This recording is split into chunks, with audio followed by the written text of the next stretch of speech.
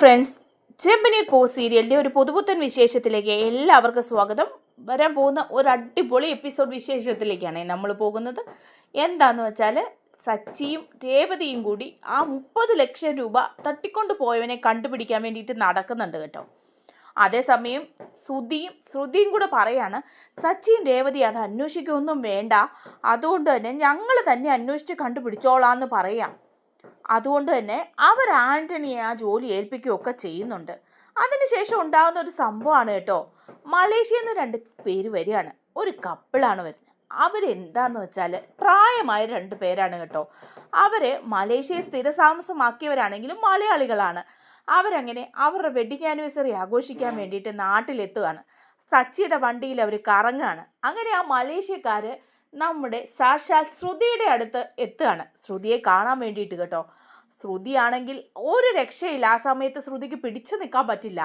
അവരുടെ അടുത്ത് തന്നെയാണ് ശ്രുതിയുടെയും വീടെന്നാണ് പറഞ്ഞിരിക്കുന്നത്. അതുകൊണ്ട് തന്നെ അവരുടെ മുന്നിൽ നിന്ന് ശ്രുതി ഒരു കൗശലകരമായ കള്ളത്തരം പ്രയോഗിച്ച് അവിടെ നിന്ന് അങ്ങ് മുങ്ങുകയാണ് ചെയ്യുന്നത്. ആ ഒരു വിശേഷങ്ങളിലേക്കാണ് നമ്മൾ പോകുന്നത്. നമ്മുടെ വീഡിയോ ഇഷ്ടമായാലൊന്ന് ലൈക്ക് ചെയ്യണേ, ഹൈപ്പ് ചെയ്യണേ, ചാനൽ കൂടി ഒന്ന് സബ്സ്ക്രൈബ് ചെയ്ത് സപ്പോർട്ട് ചെയ്യണേ. അങ്ങനെ സച്ചിയും രേവതിയും കൂടി ഇങ്ങനെ സംസാരിച്ചുകൊണ്ടിരിക്കുക. അപ്പോൾ രേവതി പറയുന്നുണ്ട് അയാളെക്കുറിച്ച്, ആ സിനിമാ നടൻ്റെ വീട്ടിൽ വന്ന ആളാണ് ശ്രുതിയെ പറ്റിച്ച് വീടിൻ്റെ അഡ്വാൻസ് എന്നൊക്കെ പറഞ്ഞ് ആ 30 ലക്ഷം രൂപയും കൊണ്ട് പോയത്. അപ്പോൾ ആ സിനിമാ നടനെ കുറിച്ചിട്ടുള്ള കൂടുതൽ വിവരങ്ങളൊക്കെ കിട്ടിയോ എന്ന് ചോദിക്കുക. അപ്പോൾ പറയുന്നുണ്ട് ആ കൂടുതൽ വിവരങ്ങളൊക്കെ കിട്ടിയിട്ടുണ്ട്. ഇനി അപ്പം സച്ചി പറയാണ്, ഇനിയും രേവതി നീ പോയിട്ട് അവിടെ അന്വേഷിക്കണം, ഇടയ്ക്കിടയ്ക്ക് അവിടെ പോകണം. നിനക്ക് ആ വീട്ടിലെ ഓർഡർ കിട്ടിയിട്ടില്ലേ മാല കെട്ടാനായിട്ടുള്ളത്, അപ്പോൾ അതിനായിട്ട് ചെന്ന് അന്വേഷിക്കണം എന്ന് പറയാം. അപ്പോൾ രേവതി പറയുന്നുണ്ട് ശരിയാ, ഞാൻ പോയി അന്വേഷിച്ചോളാം എന്നൊക്കെ ഇങ്ങനെ പറയുകയാണ് കേട്ടോ.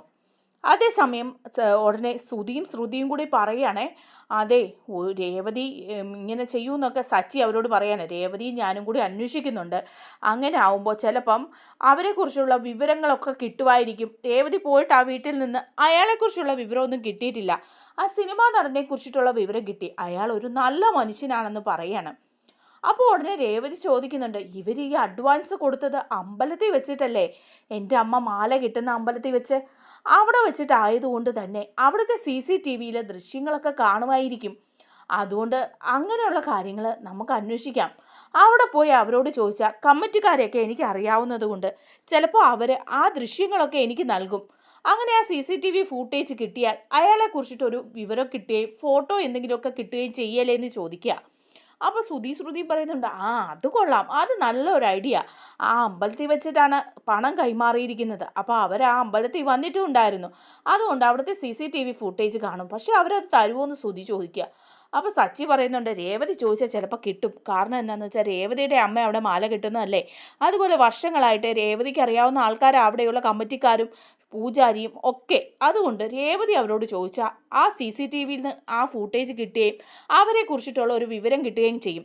അങ്ങനെയാണെങ്കിൽ നമുക്ക് പോലീസിലാണെങ്കിലും കംപ്ലൈൻറ്റ് ചെയ്യാൻ പറ്റുമല്ലോ. കാരണം അവരുടെ ഫോട്ടോ കിട്ടാതെ ഒരു അഡ്രസ്സ് പോലും കിട്ടാതെ എങ്ങനെയാണ് നമ്മൾ പരാതിപ്പെടുന്നതെന്നൊക്കെ ഇവരിങ്ങനെ പറയുക. അപ്പോൾ രേവതി പറയുന്നുണ്ട്, ഞാൻ തന്നെ അന്വേഷിച്ചൊക്കെ കണ്ടെത്തിക്കോളാം എന്ന് പറയുമ്പോൾ സച്ചിയും പറയാണ്, അതേ രേവതി തന്നെ അന്വേഷിച്ച് കണ്ടെത്തിക്കോളും ആ വിവരങ്ങളൊക്കെ എന്ന് പറയുമ്പം ഉടനെ ശ്രുതിയോട് പറയുക, ശ്രുതി വേണ്ട കേട്ടോ, രേവതിയെ കൊണ്ട് ഇനി അന്വേഷിപ്പിക്കാനൊന്നും നിൽക്കണ്ട. സച്ചിയും രേവതി അത് അന്വേഷിച്ച് കണ്ടുപിടിച്ചാൽ നമ്മുടെ കാര്യം പോക്കാം. ആ പണം ഡീലേഴ്സിൻ്റെ കയ്യിൽ നിന്ന് നമ്മൾ വാങ്ങിയതാ, അത് അവർക്ക് നമുക്ക് തിരിച്ചു കൊടുക്കേണ്ടതാ. സച്ചിയും രേവതിയും ആ പണം കണ്ടെത്തി കഴിഞ്ഞാൽ പിന്നെ ആ പണം അച്ഛൻ്റെ പണമാണെന്ന് പറഞ്ഞിട്ട് എടുത്ത് വീതിക്കും. നമുക്ക് പിന്നെ അതിൽ നിന്ന് ഒറ്റ കാശ് പോലും കിട്ടാൻ പോകുന്നില്ല കേട്ടോ എന്ന് പറയാം. അപ്പോൾ ശ്രുതിയും പറയാം ശരിയാ. ഉടനെ ശ്രുതി പറയാ കേട്ടോ, അതേ സച്ചി വേണ്ട, നിങ്ങൾ ഇനി അന്വേഷിക്കേണ്ട കേട്ടോ, ഞാനും രേവതിയും കൂടി അന്വേഷിച്ച് കണ്ടുപിടിച്ചോളാന്ന് പറയാം. അപ്പോൾ സച്ചി പറയുന്നുണ്ട്, എന്താടാ പറഞ്ഞേ, നിങ്ങൾ അന്വേഷിച്ച് കണ്ടുപിടിച്ചോളാമെന്നോ? ഞാനും രേവതി ഇത്രയും നാളും കഷ്ടപ്പെട്ടതൊക്കെ വെറുതെ ആയോ? രേവതിയാണെങ്കിൽ ആ സിനിമാ നടൻ്റെ വീട്ടിൽ പോയി എന്തെല്ലാം വിവരങ്ങളൊക്കെ തിരക്കി അന്വേഷിച്ചൊക്കെ വന്നതാ, എന്നിട്ടിപ്പോൾ ഇങ്ങനെയാണോ നീ പറയുന്നതെന്ന് ചോദിക്കുക.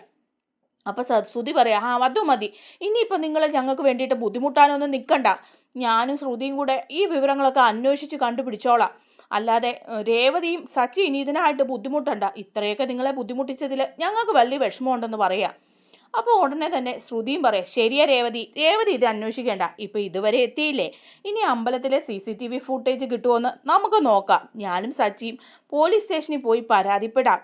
അങ്ങനെ ആവുമ്പം ആ ഫുട്ടേജ് കിട്ടിക്കഴിഞ്ഞാൽ പിന്നെ കുഴപ്പമില്ലല്ലോ എന്നൊക്കെ പറയുകയാണ് കേട്ടോ. അപ്പോൾ ശരി എന്നാ സച്ചി പറയാം, ആയിക്കോട്ടെ എന്നാൽ നിങ്ങൾ തന്നെ അന്വേഷിച്ച് കണ്ടുപിടിച്ചോ എന്നിങ്ങനെ പറയാണ്.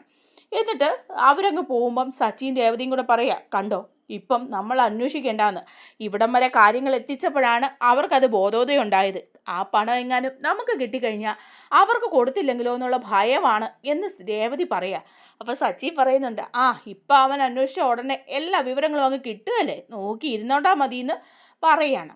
അതേസമയം ശ്രുതിയോട് പറയാ, ശ്രുതി നമുക്ക് ആ വിവരങ്ങളൊക്കെ അന്വേഷിക്കണം, ഞാൻ ഒരാളെ കൊണ്ട് അതൊക്കെ ഒന്ന് അന്വേഷിപ്പിച്ചെടുക്കാമെന്ന് പറയാം.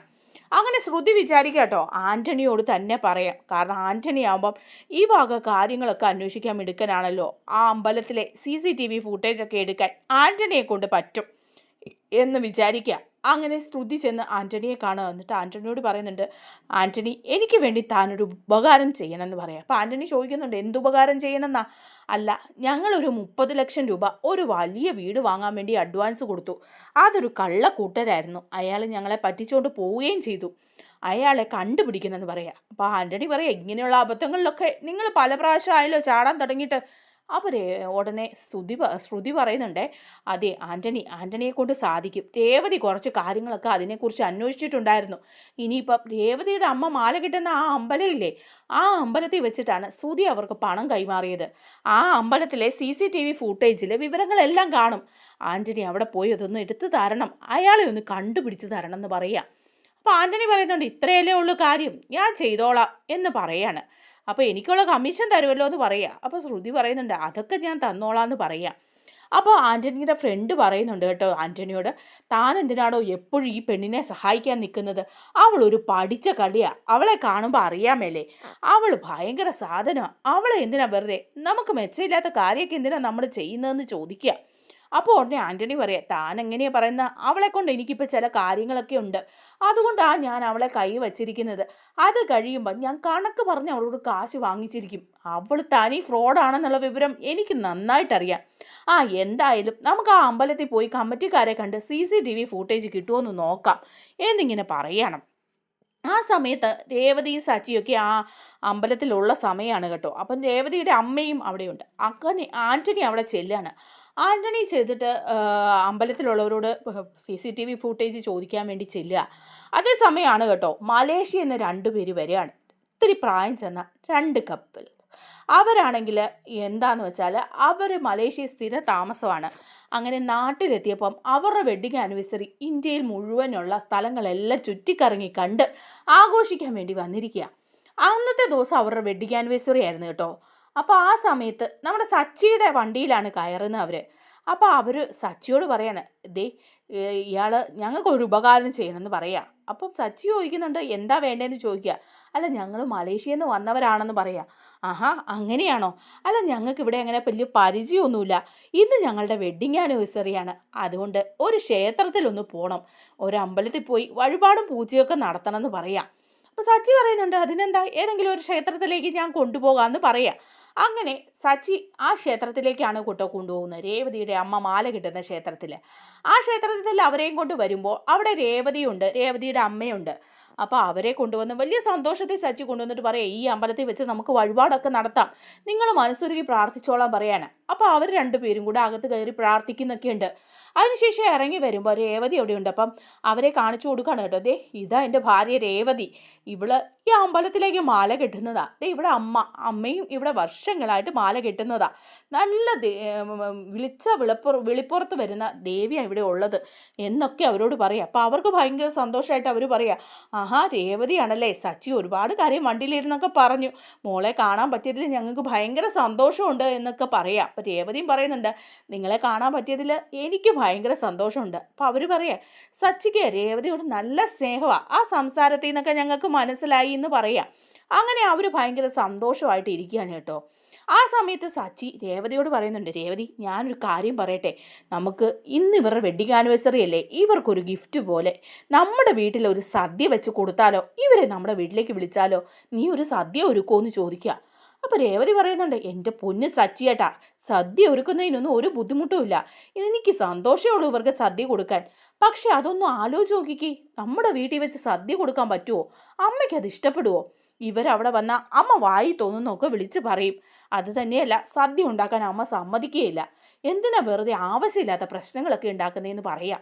അപ്പോൾ സച്ചി പറയുന്നുണ്ട്, പിന്നെ അമ്മ എന്ത് പറയാനാ, എന്തായാലും ഞാൻ ഇവരെ വീട്ടിലേക്ക് ക്ഷണിക്കാൻ പോവാ. അവിടെ വെച്ചിട്ട് ഒരു സദ്യയൊക്കെ ഉണ്ടാക്കി കൊടുക്കാം. പിന്നെ നമ്മുടെ പാർലറേടത്തി മലേഷ്യയിലായിരുന്നില്ലേ, ഇവരും മലേഷ്യയിലാണെന്നാണ് പറയുന്നത്. പാർലറിടത്തെക്കുറിച്ച് ഇവർക്ക് എന്തെങ്കിലും വിവരം അറിയാവോന്ന് നമുക്ക് ചോദിക്കുകയും ചെയ്യാം. പാർലറിടത്തി ഇവരും പരിചയക്കാരാണോന്നോ ബന്ധുക്കളാണെന്നൊക്കെ വല്ല അറിയാം. അതുകൊണ്ട് ഇവരെ നമുക്ക് വീട്ടിലേക്ക് കൊണ്ടുപോകാമെന്ന് പറയാം. അപ്പോൾ രേവതിയും പറയുന്നുണ്ട്, ശരി, ഞാൻ റിസ്ക് എടുക്കാൻ തയ്യാറാ. അമ്മ എന്തെങ്കിലും പറഞ്ഞാലോ? എൻ്റെ പൊന്നു രേവതി, അമ്മയൊന്നും പറയില്ല. ഇവർ മലേഷ്യയിൽ നിന്ന് വന്നവരാണെന്നും പണക്കാരാണെന്നും ഒക്കെ പറഞ്ഞു കഴിയുമ്പം അമ്മയ്ക്ക് ഒരു പ്രശ്നം ഉണ്ടാവില്ല എന്ന് പറയാണ്. എന്നിട്ട് സച്ചി അവരോട് പറയണേ, അതെ, ഇന്ന് നിങ്ങളുടെ വെഡ്ഡിങ് ആനിവേഴ്സറി അല്ലേ, നല്ല സന്തോഷമുണ്ട് കേട്ടോ നിങ്ങൾ നാട്ടിൽ വന്നതിന്. അതുകൊണ്ട് ഇന്നത്തെ സദ്യ ഞങ്ങളുടെ വീട്ടിൽ വെച്ച് ആയിക്കോട്ടെ. രേവതിയുടെ കൈകൊണ്ടുണ്ടാക്കുന്ന സാധനങ്ങൾ സദ്യയായിട്ട് ഇന്ന് നിങ്ങൾക്ക് തരാം. അപ്പം ഇന്ന് നമ്മുടെ വീട്ടിൽ വെച്ച് നമുക്ക് എല്ലാവർക്കും കൂടെ ഒന്നിച്ചങ്ങ് കൂടാന്ന് പറയാം. അപ്പോൾ അവർ പറയുന്നുണ്ട്, അയ്യോ അതൊന്നും വേണ്ടായിരുന്നു കേട്ടോ എന്ന് പറയാ. അല്ല അല്ല അങ്ങനെയല്ല, ഞങ്ങളുടെ നാട്ടിൽ വന്നിട്ട് നിങ്ങൾക്ക് സന്തോഷമായിട്ട് ഒരു സദ്യ തരണമെന്ന് എനിക്ക് ഭയങ്കര ആഗ്രഹം, അതുകൊണ്ടാണെന്ന് പറയാം. അപ്പോൾ അവരത് സമ്മതിക്കുകയൊക്കെ ചെയ്യാണ് കേട്ടോ. അങ്ങനെ നിൽക്കുമ്പോഴാണ് ആൻ്റണിയും കൂട്ടരും അമ്പലത്തിൽ വന്നിരിക്കുന്നത് കാണുന്നത്. അമ്പലത്തിൽ വന്ന് അവരവിടെ നിന്ന് മൊത്തം പരുങ്ങിയിട്ട് കമ്മിറ്റിക്കാരോട് ചെന്നിട്ട് CCTV ഫുട്ടേജൊക്കെ ചോദിക്കുക. അപ്പോൾ അവർ പറയുന്നുണ്ട്, അങ്ങനെ വെറുതെ CCTV ഫുട്ടേജ് ഒന്നും എടുത്ത് തരാൻ പറ്റില്ല എന്ന് പറയുക. കാരണം ആൻ്റണി ഒരു തരികിടയാണെന്നുള്ള വിവരം അവർക്ക് നന്നായിട്ട് അറിയാം. അതുകൊണ്ട് തന്നെ അവർ പറയുന്നുണ്ട്, അങ്ങനെ ആരെങ്കിലും വന്ന് ചോദിച്ചാൽ ചുമ്മാ CCTV ഫുട്ടേജ് ഒന്നും കൊടുക്കാൻ പറ്റില്ല. ആ നിൽക്കുന്ന രേവതി ഉണ്ടല്ലോ, രേവതിയുടെ അമ്മ ഇവിടെ വർഷങ്ങളായിട്ട് മാല കെട്ടുന്ന രേവതിയെ ഞങ്ങൾക്ക് നല്ല പരിചയമുണ്ട്. എന്നിട്ട് പോലും ആ കുട്ടി ചോദിച്ചിട്ട് ഞങ്ങൾ കൊടുത്തില്ല. അതുകൊണ്ട് നിങ്ങൾക്ക് തരാൻ പറ്റില്ലെന്ന് പറയാം. അപ്പോൾ ഉടനെ ആൻ്റണി പറയാം, അതെന്ത് ന്യായമാണ്, ഞങ്ങൾക്കൊരു കാര്യം നോക്കാനായിട്ടാ, ഒരാളെ കണ്ടുപിടിക്കാൻ വേണ്ടിയിട്ടാ. അയാൾ ആ സുധി എന്ന് പറയുന്നവൻ്റെ കയ്യിൽ നിന്ന് 30 ലക്ഷം രൂപ അടിച്ചുകൊണ്ട് മുങ്ങിയവനാ. അവൻ്റെ വിവരങ്ങൾ കിട്ടണമെങ്കിലേ ഇവിടുത്തെ CCTVയിലെ ഫ്യൂട്ടേജ് നോക്കിയാലേ പറ്റുള്ളൂ എന്ന് പറയാം. അപ്പോൾ അവർ പറയാം, അങ്ങനെയുണ്ടെങ്കിൽ നിങ്ങൾ കേസ് കൊടുക്ക്, സ്റ്റേഷനിൽ ചെന്ന് എഴുതി കൊടുക്ക്. അങ്ങനെ പോലീസുകാരെയും കൊണ്ട് വാ. പോലീസുകാർ വന്ന് ചോദിച്ചാൽ മാത്രമേ ഞങ്ങൾ CCTVയിലെ വിവരങ്ങൾ കൊടുക്കുള്ളൂ. അല്ലാതെ വരുന്നവർക്കും പോകുന്നവർക്കും മുഴുവൻ CCTVയിലെ വിവരങ്ങളൊന്നും കൊടുക്കാൻ പറ്റില്ല എന്ന് പറയാം. അപ്പോൾ ഉടനെ ആൻ്റണി പോരുക. അപ്പോൾ ആൻ്റണിയുടെ ഫ്രണ്ടിനോട് പറയുന്നുണ്ട്, ഓ ഇത് വല്ലാത്തൊരു കെണിയായിപ്പോയല്ലോ, ഇത് നടക്കത്തില്ല. ഇനിയിപ്പം സ്റ്റേഷനിൽ പോയി പരാതി കൊടുക്കണം. അതിന് ആ ശ്രുതിയെ വിളിച്ച് പറയാം എന്ന് പറയാം. എന്നിട്ട് ശ്രുതിയെ വിളിച്ച് പറയുക, ശ്രുതി, ഞങ്ങൾ വന്നിട്ട് ആ കാര്യം നടക്കില്ല കേട്ടോ. വെറുതെ ഒന്നും കമ്മിറ്റിക്കാർ CCTV ഫുട്ടേജ് ഒന്നും തരില്ല. അത് തന്നെയല്ല, ആ സച്ചിയും രേവതിയും ഒക്കെ ഇവിടെ ഉണ്ടായിരുന്നു. അവർ കണ്ടോന്നറിയില്ല ഞങ്ങളെ. അവർ ചോദിച്ചിട്ട് പോലും കൊടുത്തില്ലെന്നാ കമ്മിറ്റിക്കാർ പറഞ്ഞത്. അപ്പോൾ ഉടനെ ശ്രുതി പറയാം, ദൈവമേ, സച്ചിയും രേവതിയും കണ്ടെന്നോ? അവർക്ക് മനസ്സിലായി കാണുമോ? നീ എന്തിനാ വന്ന് ചോദിച്ചതെന്ന് അവർ ഓർക്കില്ലേ? ഞാൻ നിന്നെ പറഞ്ഞു വിട്ടതാണെന്നും അവർക്ക് തോന്നുമായിരിക്കും അല്ലേ എന്ന് ആൻ്റണിയോട് പറയാം. ആൻ്റണി പറയാം, അതൊന്നും എനിക്കറിയില്ല. ഇനിയിപ്പോൾ CCTVയിലെ വിവരങ്ങൾ കിട്ടണമെന്നുണ്ടെങ്കിൽ നിങ്ങൾ ചെന്ന് സ്റ്റേഷനിൽ പോയി പരാതി എഴുതി കൊടുത്ത് പോലീസിനെയും കൂട്ടിക്കൊണ്ട് വരണം. അങ്ങനെ വന്നാൽ മാത്രമേ ഇത് നടക്കാൻ പോകുന്നുള്ളൂ എന്ന് പറയാണ് കേട്ടോ. അപ്പോൾ ഉടനെ ശ്രുതിയോട് പറയാം, ശ്രുതി, നമുക്ക് CCTVയിലെ വിവരങ്ങൾ ആൻ്റണി ചെന്നിട്ട് കിട്ടിയില്ല കേട്ടോ. അതുകൊണ്ട് തന്നെ നമുക്ക് ആൻ്റണിയെ കണ്ടോന്ന് അറിയില്ല ഇനി സച്ചിയൊക്കെ എന്നൊക്കെ ഇങ്ങനെ മനസ്സിൽ വിചാരിക്കുക. എന്നിട്ട് ശ്രുതിയോട് പറയാം, ശ്രുതി, ഇനിയിപ്പോൾ സ്റ്റേഷനിൽ പോയി ശ്രുതി ഒരു കംപ്ലൈൻറ്റ് കൊടുക്കണം. അമ്പലത്തിലെ CCTV വിവരങ്ങൾ കിട്ടണമെങ്കിൽ പോലീസിനെ കൂട്ടിക്കൊണ്ട് പോകണം. അപ്പോൾ ശ്രുതി സ്റ്റേഷനിലേക്കൊന്ന് ചെല്ല് എന്ന് പറയാണ്. അപ്പോൾ ശ്രുതി പറയാം, അതിനിപ്പോൾ എന്താ, ഞാൻ സ്റ്റേഷനിൽ ചെല്ലാലോ. ഞാൻ സ്റ്റേഷനിൽ ചെന്ന് പരാതി കൊടുത്ത് വിവരങ്ങളൊക്കെ അന്വേഷിച്ച് വന്നേക്കാമെന്ന് പറയാം. അങ്ങനെ ശ്രുതി സ്റ്റേഷനിൽ ചെന്നിട്ട് അവിടെ SIയുടെ അടുത്ത് ചെന്ന് വലിയ ഗമയ്ക്കിരിക്കുക. അപ്പോൾ പോലീസുകാരൻ ചോദിക്കുക, എന്താ? അപ്പോൾ പറയുകയാണേ, അതെ, ഞാൻ ശ്രുതി, ഞാനിങ്ങനെ ഇത്രയധികം വിദ്യാഭ്യാസമുണ്ട്, അങ്ങനെയൊക്കെ ഭയങ്കര പൊങ്ങച്ചം പറയാണ്. ഞാൻ അങ്ങ് MA കഴിഞ്ഞതാണ്, അതിനുശേഷം വേറെ PhD ചെയ്തു, ഇതെല്ലാം ചെയ്തിട്ടുണ്ട്. അതിനൊക്കെ ശേഷം എനിക്കിതിപ്പോൾ വലിയ ബിസിനസ്സാണ്, ഇതാണ് എന്താ വേണ്ടതെന്ന് വെച്ചാൽ എന്നൊക്കെ പറഞ്ഞ് ഭയങ്കര സ്റ്റൈലായിട്ട് ഇങ്ങനെ സംസാരിക്കുമ്പോൾ പോലീസുകാരൻ നോക്കിയിരിക്കുക. തനിക്ക് എന്തുണ്ടായാലും ഞങ്ങൾക്ക് എന്താ, താൻ എന്തിനാ ഇപ്പോൾ ഇങ്ങോട്ട് വന്നേന്ന് പറ. അതെ, എൻ്റെ കയ്യിൽ നിന്ന് ഒരാൾ ഒരു 30 ലക്ഷം രൂപ തട്ടിക്കൊണ്ട് പോയി. അയാളുടെ വിവരങ്ങൾ വേണമായിരുന്നു, അതിനൊരു പരാതിയും തരണം. അതോടൊപ്പം CCTVയിലെ ഫുട്ടേജ് അമ്പലത്തിൽ നിന്ന് എടുക്കണമെങ്കിൽ പോലീസ് കൂടി വരണമെന്ന് പറഞ്ഞു. അതുകൊണ്ടാണ് നിങ്ങളുടെ അടുത്ത് വന്നേ എന്ന് പറയാം. അപ്പോൾ അവർ പറയാം, ഓ അവിടെ എങ്ങാനും ഇരിക്കേ, ഞങ്ങൾ കുറച്ച് തിരക്കാ, പരാതി എഴുതി പേപ്പറിൽ, അപ്പോൾ പിന്നെ നോക്കാമെന്ന് പറയാം. അപ്പോൾ ശ്രുതി പറയും, ഓ പരാതി എഴുതി തന്നാൽ മതിയല്ലേ എന്നൊക്കെ പറയണം. ശ്രുതിക്കാണെങ്കിൽ ശരിക്കും പരാതി എഴുതാവൊന്നും അറിയില്ല. പെട്ടെന്ന് തന്നെ ശ്രുതി പേപ്പറൊക്കെ എടുത്തിട്ട് പോയിട്ട് എഴുതുവാണ്, പ്രിയപ്പെട്ട SI സാർ എന്നൊക്കെ പറഞ്ഞ് ഭയങ്കര പ്രേമലേഖനം എഴുതുന്ന പോലൊക്കെ എഴുതി വെക്കുവാണ്. ഒരു ഫോർമൽ ലെറ്ററിൻ്റെ രീതിയിലൊന്നും അല്ലാതെ ശ്രുതി എഴുതി വെക്കുക. എന്നിട്ട് അത് കൊണ്ട് കൊടുക്കുക. അപ്പോൾ SI ചോദിക്കുക, ഇതെന്താണോ ഈ എഴുതി വെച്ചിരിക്കുന്നത്? തനിക്ക് ഇത്രയധികം വിദ്യാഭ്യാസം ഉണ്ടെന്ന് അറിഞ്ഞിട്ടും ഇങ്ങനെ ഒരു പരാതി എഴുതാൻ പോലും അറിയില്ലേ? അയ്യേ, ഇതെന്താ താൻ പ്രേമലേഖനം എഴുതുന്നോ? തനിക്ക് ഇത് തന്നെയായിരുന്നോ പണി? അപ്പോൾ ശ്രുതി പറയാം, ഇങ്ങനെയല്ലേ എഴുതണ്ടേ, പിന്നെ എങ്ങനെ എഴുതേണ്ടത്? എനിക്കിതൊന്നും പരിചയമില്ല കേട്ടോ. ഞാനിങ്ങനെ സ്റ്റേഷനിലൊന്നും കയറി ഇറങ്ങി നടങ്ങി നിന്നിട്ടില്ല, അതുകൊണ്ട് എനിക്കറിയില്ല എന്ന് പറയും. ഓഹോ, നീ സ്റ്റേഷനിലൊന്നും കയറി ഇറങ്ങി നടക്കാൻ സാധ്യതയില്ല, അത്രയ്ക്കുണ്ടല്ലോ തലയ്ക്കകത്തെ ബുദ്ധി. എടോ പോയി ഫ്രമും ടൂവും ഒക്കെ വച്ചിട്ട് ഒരു പരാതി എഴുതിത്താ. ഓ, അങ്ങനെ എഴുതണമായിരുന്നല്ലേ, ശരി ഞാനിപ്പോൾ എഴുതിത്തരാം എന്നും പറഞ്ഞു പോയി ശ്രുതി പരാതിയൊക്കെ എഴുതി കൊടുക്കുക. അപ്പോൾ SI പോലീസുകാരനോട് പറയും, ഇതെന്ത് സാധനം, ഇവൻ്റെ തലയ്ക്കകത്ത് വെളിവൊന്നുമില്ലേ, ഒരു വട്ട് കേസാന്ന് തോന്നുന്നു, ഇവനെ പറ്റിച്ചുകൊണ്ട് പോയില്ലെങ്കിലേ പറയാനുള്ളൂ, വെറും ഒരു പൊട്ടൻ കിഴങ്ങൻ എന്നൊക്കെ അവരിങ്ങനെ പറയുക. അങ്ങനെ ശ്രുതി പരാതി കൊണ്ട് കൊടുക്കുമ്പം അയാൾ പറയാണ് കേട്ടോ. എന്നിട്ട് ആ പോലീസിനോട് പറയാം, ബാ നമുക്ക് അമ്പലത്തിൽ പോയി വിവരങ്ങളൊക്കെ എടുക്കാമെന്ന് പറയാം. അപ്പോൾ പോലീസുകാരൻ പറയാം, താൻ വിളിക്കുമ്പോൾ വരാൻ താൻ എൻ്റെ കൊച്ചമ്മയുടെ മോനൊന്നും അല്ലല്ലോ, അതുകൊണ്ടേ എനിക്കിവിടെ കുറച്ച് പണിയൊക്കെ ഉണ്ട്, അതൊക്കെ തീർന്നു കഴിഞ്ഞ് അമ്പലത്തിൽ പോയി CCTVയിലെ വിവരങ്ങൾ ഞങ്ങൾ എടുത്തോളാം, എന്നിട്ട് വിവരങ്ങളൊക്കെ അങ്ങോട്ട് അറിയിച്ചോളാം, ഇവിടെ ഇനി നിന്ന് കറങ്ങുമൊന്നും വേണ്ട, നേരെ വീട്ടിലോട്ട് വിട്ടോ എന്ന് ശ്രുതിയോട് പറയാം. ശ്രുതിയാണെങ്കിൽ അവിടെ നിന്ന് പോവുകയും ചെയ്യാണ്. എന്നിട്ട് ശ്രുതിയോട് ചെന്ന് ഈ വിവരങ്ങളൊക്കെ പറയുന്നുമുണ്ട് കേട്ടോ. അപ്പോൾ ശ്രുതിയുടെ മനസ്സിലിങ്ങനെ കിടക്കുകയാണ് കേട്ടോ. ആൻ്റണി വന്ന് അവിടെ അമ്പലത്തിൽ ചെന്ന് അന്വേഷിച്ച വിവരം രേവതി സച്ചിയും അറിയുമല്ലോ. അറിഞ്ഞു കഴിയുമ്പോൾ പിന്നെ ഞാൻ എന്തിനാ ആൻ്റണിയെ പറഞ്ഞു വിട്ടതെന്ന് ആലോചിക്കുമല്ലോ, ഞാനായിരിക്കുമല്ലോ പറഞ്ഞു വിട്ടതെന്ന് അവർക്ക് തോന്നുമല്ലോ എന്നൊക്കെ ഒരു 100 ടെൻഷനുമായിട്ട് നമ്മുടെ ശ്രുതി ഇരിക്കുകയാണ്.